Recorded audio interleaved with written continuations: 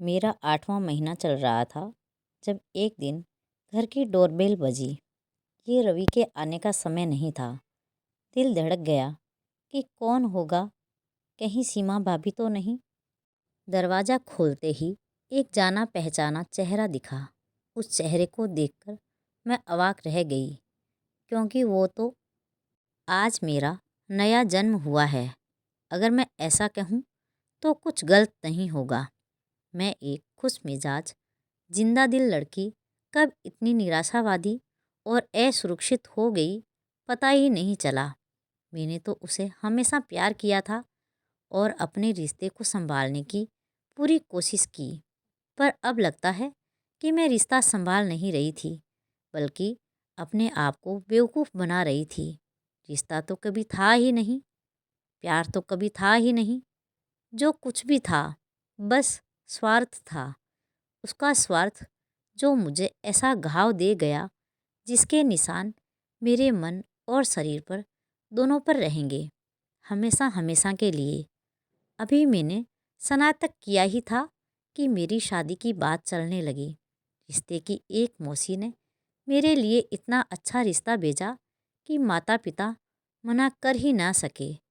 वह मुझे देखने आया तो मेरे दिल में डर के साथ साथ एक गुदगुदी भी हुई।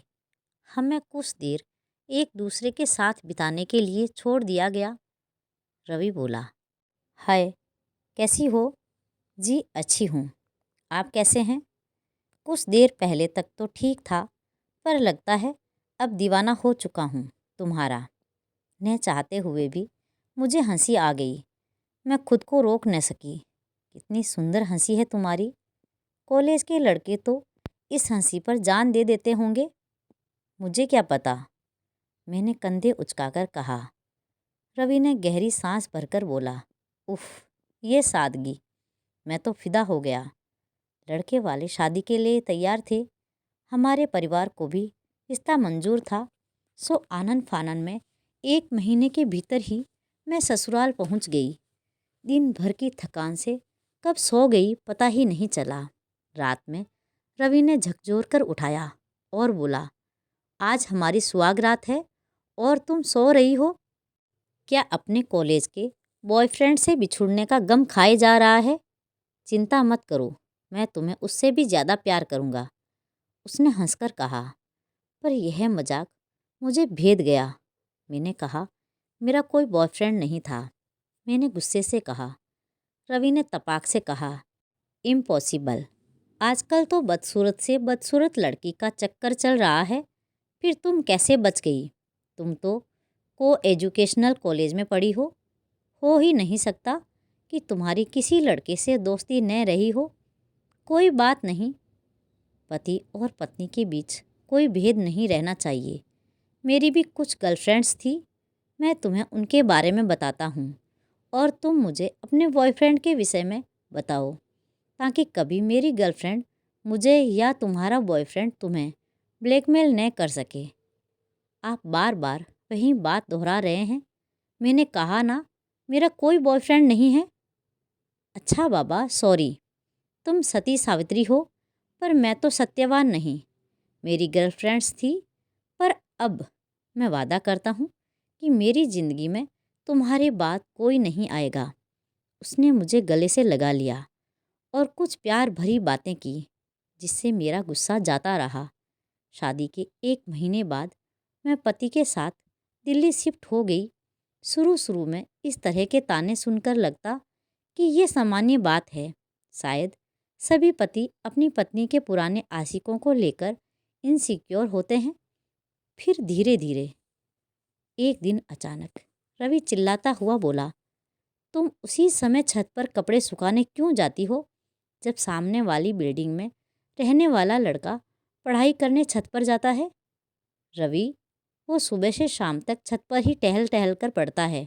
उसके एग्ज़ाम चल रहे हैं और वो मुझसे 5 साल छोटा है।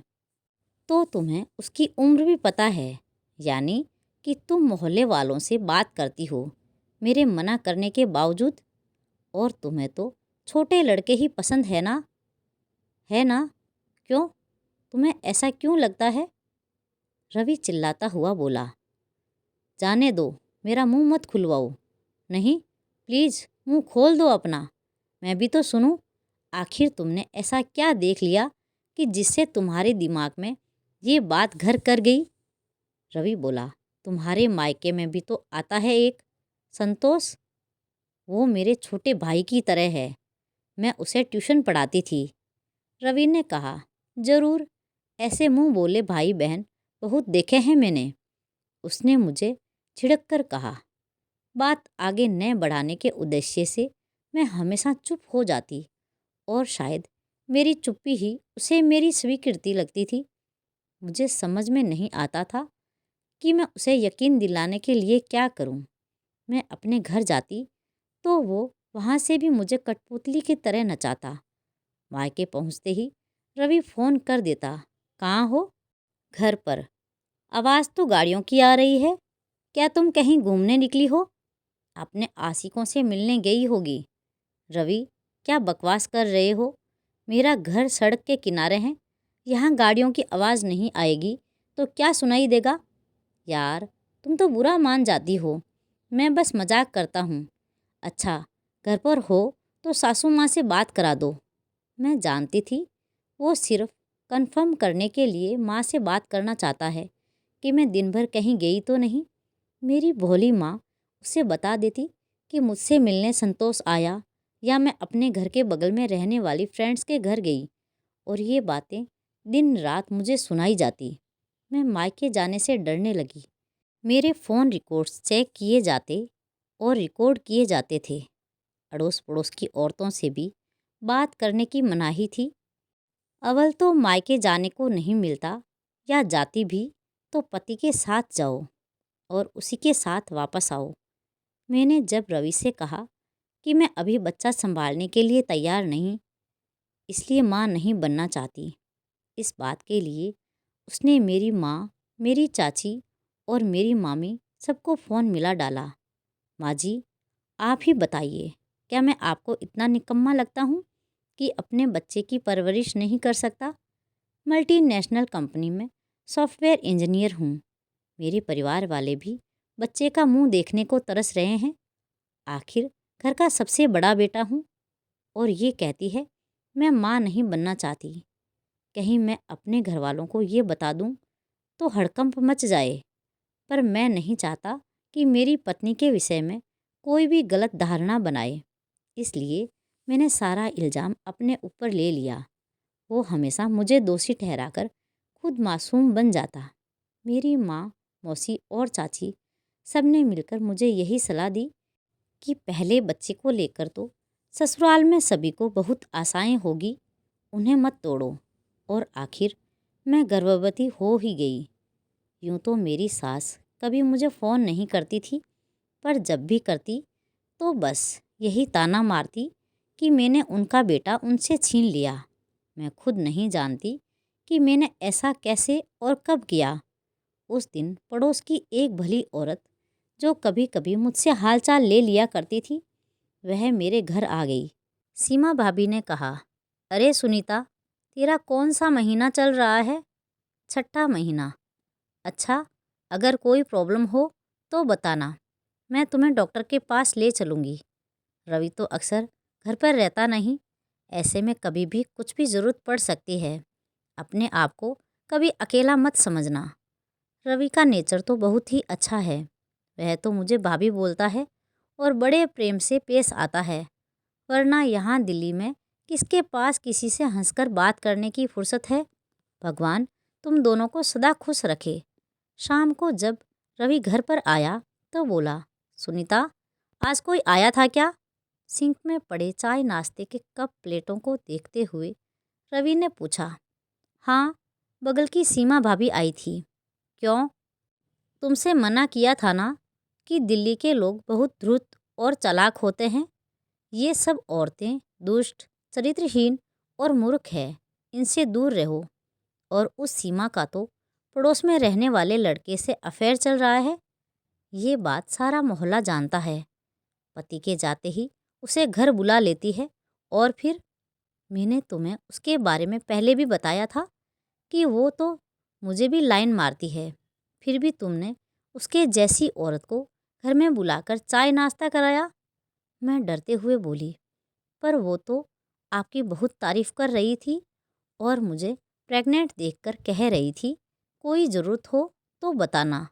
रवि तपाक से बोला, अच्छा, मेरी तारीफ तो करेगी ही, मुझे फंसाना जो है। क्या तुम्हें लगता है कि वो तुम्हारा ख्याल मुझसे बेहतर रख सकती है? मैंने ऐसा तो नहीं कहा, पर कोई आ जाए तो क्या भगा दूं? हाँ, बिल्कुल भगा दो। तुम्हारा पति मैं हूँ, वो नहीं। किसी भी बाहरी व्यक्ति से फालतू मेलजोल बढ़ाने की ज़रूरत नहीं। यहाँ की औरतें सब शराबी और बदचलन हैं और मैं नहीं चाहता कि मेरी भोली भाली पत्नी भी उनके रंग में रंग जाए। सुनीता, तुम बहुत सीधी और भोली हो। तुम्हें मैं दुनिया की बुराइयों से बचाना चाहता हूँ, इसलिए थोड़ी सख्ती बरतता हूँ। कोई बात नहीं, पर आज के बाद वो औरत आए तो बाहर से ही उसे हालचाल देकर कोई बहाना बनाकर बाहर से ही भगा देना। ये कहकर उसने मेरे चेहरे को अपने दोनों हाथों में लिया और मेरे माथे पर चुम्बन दिया। जब मैं तर्क देती तो वो मुझे इसी तरह निरस्त कर देता था। मुझे समझ में नहीं आता था कि मैं ऐसा क्या करूं कि वो नाराज़ न हो, दुखी न हो और परेशान न हो। मेरी माँ भी मुझे फ़ोन करती तो मैं गिनी चुनी बात करके फ़ोन जल्दी से जल्दी रख देती। सीमा भाभी को भी मैंने बाहर से ही टरकाना शुरू कर दिया। आखिर उन्होंने भी हार मान ली और मेरे घर आना छोड़ दिया। मेरा 8वां महीना चल रहा था जब एक दिन घर की डोरबेल बजी। ये रवि के आने का समय नहीं था। दिल धड़क गया कि कौन होगा, कहीं सीमा भाभी तो नहीं। दरवाज़ा खोलते ही एक जाना पहचाना चेहरा दिखा, पर कुछ याद नहीं आया कि ये कौन है। अरे सुनीता, मैं छाया, तेरे बचपन की फ्रेंड। भूल गई या मेरा नया रूप देखकर कंफ्यूज हो गई? उसने उसी चिर परिचित अंदाज में मटक कर कहा। छाया मेरे बचपन की सहेली थी। हम एक ही स्कूल, एक ही कॉलेज में पढ़े थे। हमारे घर भी आसपास ही थे। हमारा बचपन और किशोर अवस्था एक दूसरे के घरों में ही बीता है। उसे देखकर उसे गले लगाने की तेज इच्छा हुई, पर औपचारिक मुस्कान देकर मैंने डरते हुए उसको भीतर आने के लिए रास्ता दिया। छाया घर के अंदर आते ही बोली, वाह यार, घर तो बहुत बढ़िया है। तेरा पति खूब कमाता होगा, वरना दिल्ली शहर में अपना घर होना कोई छोटी बात तो नहीं। मैं उसे बिठाते हुए बोली, और कैसी है तू? तुम बैठ, मैं चाय लेकर आती हूँ। मैं जल्दी से जल्दी उसे टरकाना चाहती थी। छाया मेरा हाथ पकड़कर बोली, क्या यार, क्या अब हम इतने दूर हो गए हैं कि तू मुझे मेहमानों की तरह चाय नाश्ता कराएगी? मैं खुद बना लूँगी, तू तो यहाँ बैठ मेरे पास। छाया ने मुझे खींचा और सोफे पर पसर गई। वो मुझे अपने दिल्ली शिफ्ट होने की कहानी सुना रही थी, पर मेरा ध्यान कहीं और ही था। सुनीता, क्या बात है? छाया ने मेरा उड़ा हुआ रंग देखकर कहा। मैं खुद को सहज करते हुए बोली, कुछ नहीं, बस कुछ तबीयत ठीक नहीं है। मैंने साफ झूठ बोला। छाया ने मुझे गले लगा लिया। मुझसे झूठ बोलकर तुझे लगता है कि तू बच जाएगी, पर तू नहीं जानती, तू कांप रही है। ये एंजाइटी के लक्षण हैं। मैं एक साइकोलॉजिस्ट की बेटी हूँ, भूल गई? पापा ने यहीं एक क्लिनिक शुरू किया है। मैं भी उनके साथ प्रैक्टिस करती हूँ। मैं पहले भी तेरे दिल में झांक सकती थी। तुझे पढ़ने के लिए मुझे पीएचडी करने की ज़रूरत नहीं। मेरा रुका हुआ बांध टूट गया और मैंने विद्यायनी में उसे सब कुछ बता दिया। छाया ने कहा, ये लोग परजीवी की तरह होते हैं जो दूसरों का खून चूसकर जीते हैं। हैरी पॉटर याद है ना? हम दोनों उसे साथ में ही देखने गए थे। उसमें डेमेंटरस या दम पिशाच की तरह ये लोग भी जब तक हमारे आसपास रहते हैं हमारी सारी खुशियाँ चूसते रहते हैं और बस दुख भरी यादें ही हमारे पास रह जाती है। पर दम पिशाच जब आपके आसपास न हो तो आप बेहतर फील करते हैं, जबकि नार्सिसिस्ट तुमसे दूर रहकर भी तुम्हारी खुशियाँ चूस सकते हैं। तेरी माँ को कुछ शक था, इसलिए जब हम लोग यहाँ शिफ्ट हुए तो उन्होंने तेरा पता मुझे दिया और कहा कि मैं तुझसे कभी कभी मिल आया करूँ। अभी तेरा बच्चा इस दुनिया में आया भी नहीं है, अभी भी समय है। क्या तू उसे इस माहौल में जन्म देगी? मैंने ऐसे लोगों को करीब से देखा है। एक बार बच्चा हो गया तो इस जाल से निकलना और भी मुश्किल होगा। जब कभी तू इनसे दूर जाना चाहेगी, तब समाज में दूसरी औरतें तुझे यकीन दिलाएगी कि बेटा अपने बच्चे का मुंह देखकर जी। जब तेरे बच्चे बड़े होंगे तब तेरे अच्छे दिन आ जाएंगे। पर यकीन मान, तू इंतज़ार करती रह जाएगी और अच्छे दिन कभी नहीं आएंगे। ये लोग बच्चों में उसकी माँ के प्रति भी जहर भर देते हैं। निर्णय लेने का यही सही समय है। कम से कम तू अपने बच्चे की नज़रों में तो नहीं गिरेगी। तो मैं क्या करूं? मैं फट पड़ी। छाया ने कहा, कड़े फैसले लेने होंगे। तू अपने पति की पत्नी नहीं, बल्कि उसका भोजन है। वह वैम्पायर की तरह तेरे खून पर जी रहा है। तुझे खुद को मजबूत करना होगा और उससे पीछा छुड़ाना होगा। तुझे अपनी ज़िंदगी जीने का पूरा हक है। अपने लिए नहीं तो अपने बच्चे के लिए इस नर्क से निकलना होगा। हम सब तेरे साथ हैं। तू मेरे घर चल। मैं तुझे अपने पापा के क्लिनिक में जॉब दिला दूंगी।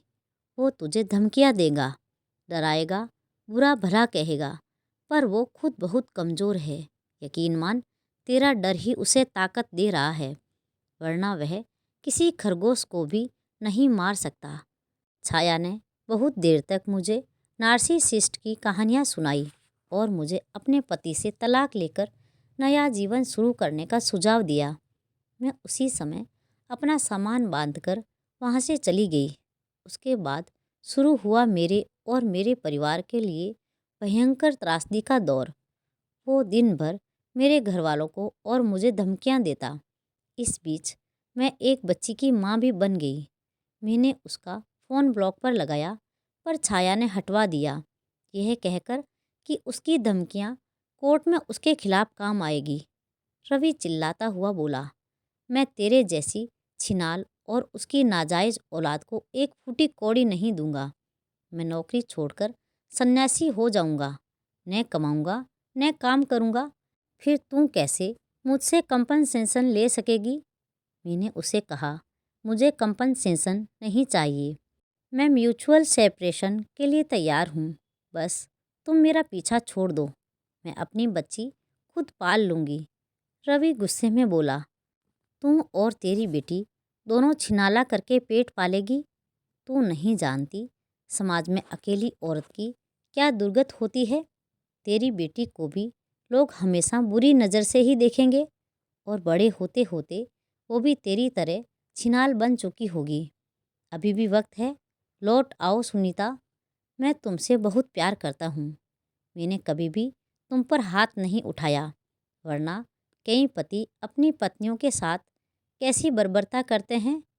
हो सकता है मैंने कभी कभी तुमसे सख्ती बरती हो, पर मैं माफ़ी मांगता हूँ और तुम्हारे साथ नई शुरुआत करना चाहता हूँ। वो मेरी भी बच्ची है, उसे अपने पिता का प्यार मिलना ही चाहिए। मैं उसे राजकुमारी की तरह रखूँगा। वो अचानक गर्म और अचानक नरम हो जाता, ऐसे रोने लगता कि पत्थर भी पिघल जाए। पर मैं नहीं पिघली। मैंने रवि को तपाक से जवाब दिया, अभी कुछ देर पहले ही तुमने उसे नाजायज़ पुकारा था। इतना सुनते ही वो अपनी लैंग्वेज पर उतर आया। उसे मेरी ना बर्दाश्त नहीं होती थी। रवि चीखता रहा और मैंने फ़ोन एक तरफ रख दिया। मैं फ़ोन नहीं काटती थी क्योंकि छाया के अनुसार उसकी धमकियाँ कोर्ट में हमारे फेवर में काम आएगी। आज तलाक के पेपर्स हाथ में लेकर मैं बता नहीं सकती मैं कितना हल्का महसूस कर रही हूँ। ये एक नई शुरुआत है और नई मैं। तो दोस्तों, सुनीता ने अपनी दोस्त छाया की बात मानकर अपने पति से तलाक लेकर सही किया या गलत? अपनी राय कमेंट बॉक्स में ज़रूर दीजिएगा और कहानी अच्छी लगी हो तो वीडियो को लाइक, शेयर और सब्सक्राइब करना ना भूलें। मिलते हैं एक और नई कहानी के साथ। बहुत बहुत धन्यवाद।